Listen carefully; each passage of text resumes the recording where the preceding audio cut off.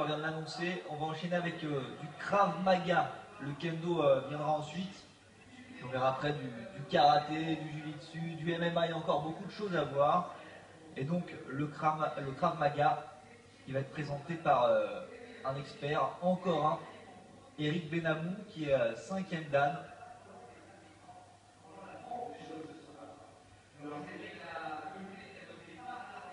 Eric Benamou, effectivement, qui est un des 5e dan du Krav Maga de la FFKDA, c'est-à-dire la délégation affinitaire de karaté aujourd'hui. Donc, il y a diverses écoles, hein. Il y a la fameuse école de Richard Douillet, qui est connue du grand public, mais il y a aussi, et c'est important, ce courant officialisé au sein de la structure du karaté, avec des experts, évidemment, je suis là. son brevet d'État, etc., etc. Donc, toute l'officialisation nécessaire pour ce genre de pratique. La définition de Krav Maga, c'est combat rapproché. C'est une méthode d'autodéfense qui vient d'Israël. Absolument. Il y a toute une histoire avec un vieux maître qui s'appelle Emil Steinfeld, qui était dans les ghettos,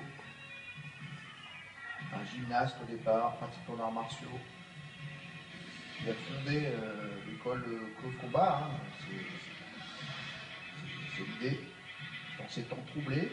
Et aujourd'hui, ça donne le Krav Maga, qui est une discipline très appréciée par beaucoup de police, pour son efficacité, son intelligence en termes de patrimoine technique, de principe.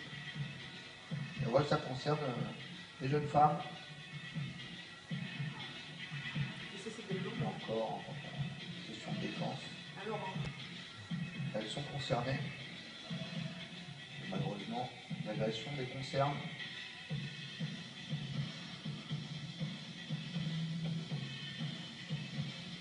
Et hop, un petit balayage et on termine par quelques shoots au sol. C'est une discipline qui va directement à l'essentiel avec des principes assez fins, notamment la vitesse d'action, l'anticipation. Et les réflexes. Oui, mais c'est des réflexes, mais ils sont sur des logiques assez simples, et on respecte la ligne, on respecte les principes. Il n'y a pas besoin d'avoir l'œil de lynx ou la maîtrise de Bruce Lee pour être efficace. C'est d'ailleurs important dans les arts martiaux que la technique, la qualité posturale puisse nous permettre de faire les choses sans être spécialement un surhomme. Hein. C'est pas l'idée. La technique doit aider. Alors, chose très simple. On rentre dans la distance, on contrôle et après on enchaîne beaucoup de coups de pied, de coups de poing pour amener l'adversaire, l'agresseur en l'occurrence, le réduire, le mettre hors de combat. C'est vraiment un close combat qui aujourd'hui est devenu une pratique populaire.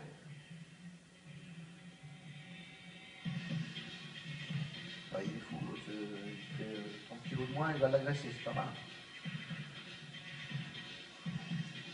Travaille sur arme, sur bâton.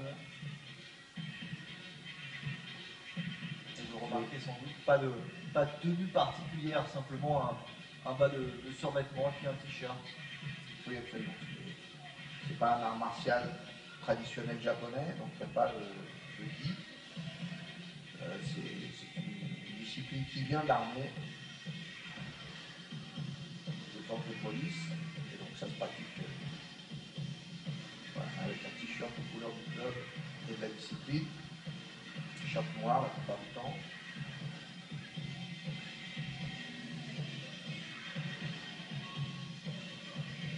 Aïe.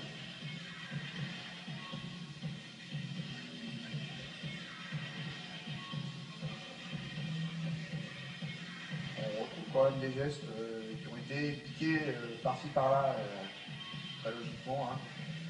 Les clés de poignet, les clés de coude, qui contrôlent genou, poitrine, qui viennent de la base commune des arts martiaux, si je veux dire.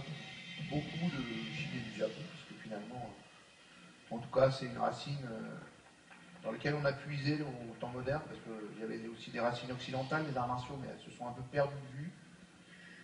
Je rappelle quand même que l'Occident, notamment c'est les Jeux Olympiques antiques, et pendant 1000 ans, on a fait du pancrace, qui est une sorte de MMA traditionnel antique.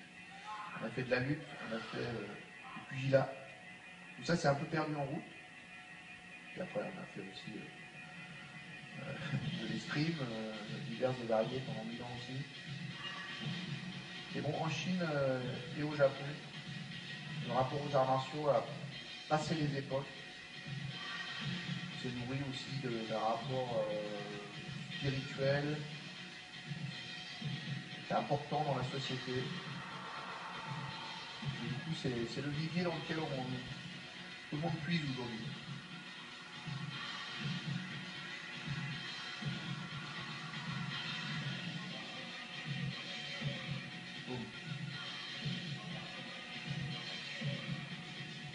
Alors, désarmement sur armes à feu, c'est une spécificité évidemment des close combats d'assumer de travailler ça.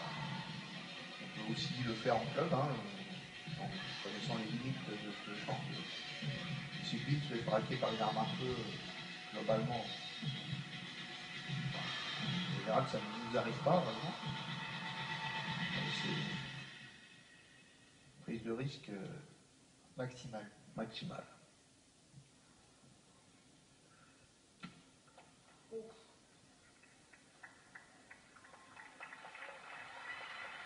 On termine dans le silence le plus total sous les applaudissements du public. Désarmement, ouais, c'est des choses assez simples. On reste dans la distance, on rentre avec sa garde un peu comme un coin. Attention, danger, là on pose, et hop, on saisit, boum. Alors ça, c'est plutôt des phases de la discipline qui sont à réserver au GIGN ou aux forces de police et d'intervention.